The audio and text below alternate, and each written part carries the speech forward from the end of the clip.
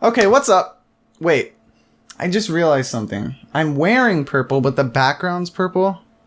Hold on, let me fix that. Okay, new shirt. It's got a few holes in it, but gives a character.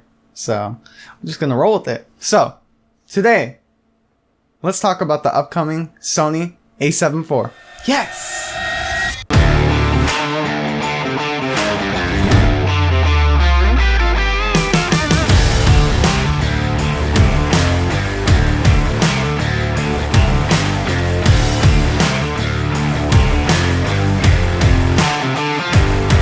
What is up?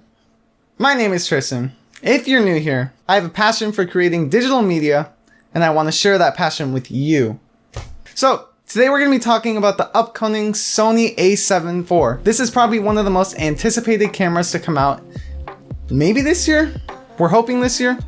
But one of the most anticipated cameras to come out soon. This camera is the predecessor to the a7 III, which was a massive hit and a bestseller for Sony. The Sony a7 III came out 3 years ago, and ever since then it's been probably one of, if not the best, budget-friendly hybrid full-frame video and photo cameras. The a7 III boasts a 24 megapixel sensor, and it can shoot up to 4K 30 FPS that is downsampled from 6K. It has in-body stabilization, which can be effective in some situations, but a lot of the times it isn't perfect. It also has a sort of outdated at this point, a 3-inch 922,000 dot LCD fold-out screen, not flip screen, and it can go up to ISO 204,000 with a continuous shooting speed of 10 FPS. Now, that all sounds nice, all sounds very impressive, but we are expecting to get an even better camera coming out soon, the a7 IV. It has been said to come out late Q3, if not early Q4 of this year.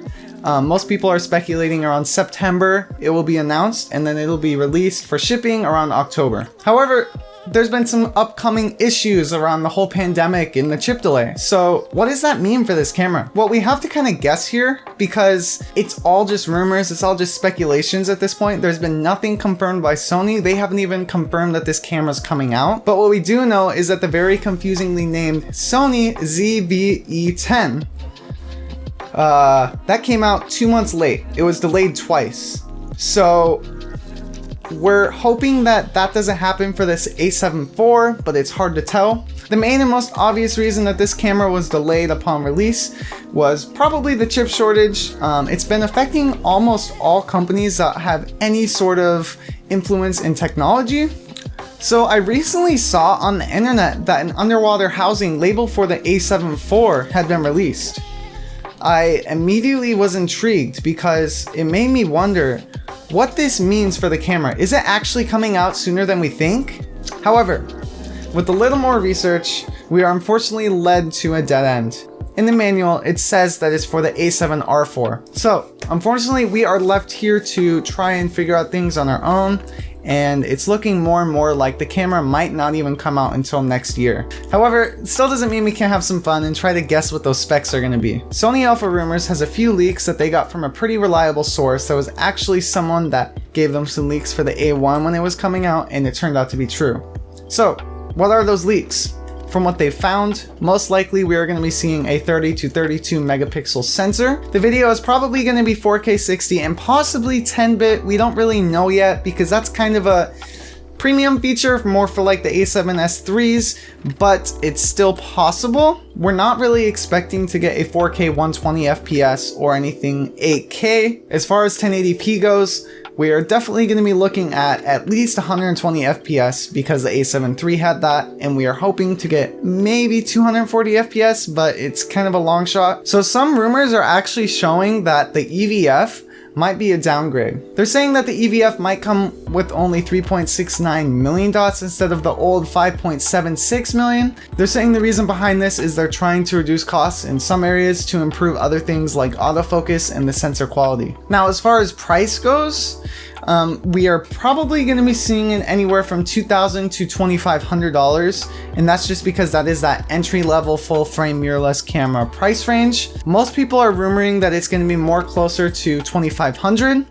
That's a little more expensive than the old $2,000, but it's still a lot cheaper compared to the $3,500 range that the a7S III has. One of the things that I'm personally guessing that this camera is going to have is gyro stabilization. And that's just because all the latest Sony cameras have come included with that feature, and it really would just not be expected from Sony to come out with a non-gyro stabilized camera, considering that the old a7 III didn't even have it. Now, I'm personally really excited for this because from what I've seen in the past using gyro stabilization is that it's possibly and potentially good enough to replace a gimbal if you can use it properly. You just have to be able to deal with some of the finicky features like dealing with catalyst browse and having to stabilize it and deal with a crop. But however, compared to a big bulky gimbal, I think this gyro stabilization feature is game changing. So I personally will be purchasing the a7 IV when it comes out, and there's a few key features that I'm really looking for that if it doesn't have, I might just end up going with the a7 III because it's cheaper and it can still do a good job.